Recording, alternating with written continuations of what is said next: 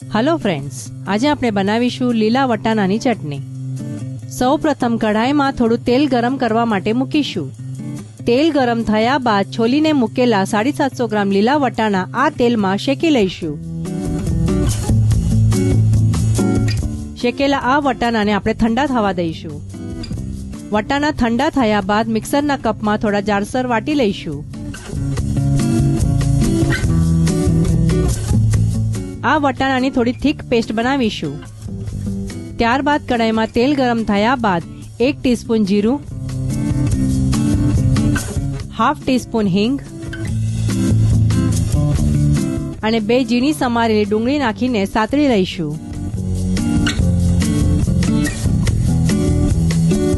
આ ડુંગળીને આપણે થોડી ગોલ્ડન બ્રાઉન થવા દઈશું। ડુંગળી હવે ગોલ્ડન બ્રાઉન થઈ ગઈ છે। ત્યારબાદ એમાં 3 ટીસ્પૂન લસણ અને લીલા મરચાંની પેસ્ટ નાખીને થોડું હલાવી લઈશું।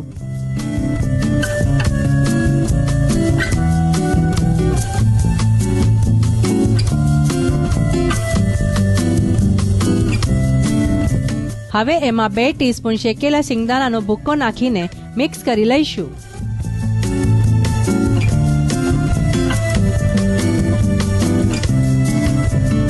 ત્યારબાદ જાડસર વાટી મૂકેલા લીલા વટાણા એમાં મિક્સ કરી દઈશું। હવે એમાં સ્વાદ પ્રમાણે મીઠું નાખીને સારી રીતે મિક્સ કરી લઈશું।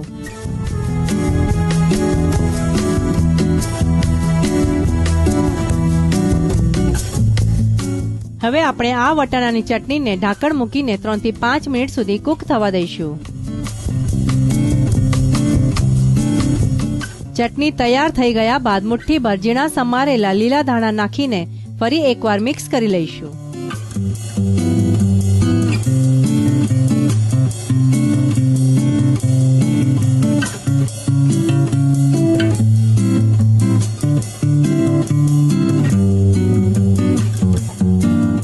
લીલા વટાણાની ચટણી ખાવા માટે તૈયાર છે। ઠંડીની સિઝનમાં આ ચટણી જરૂરથી ટ્રાય કરશો।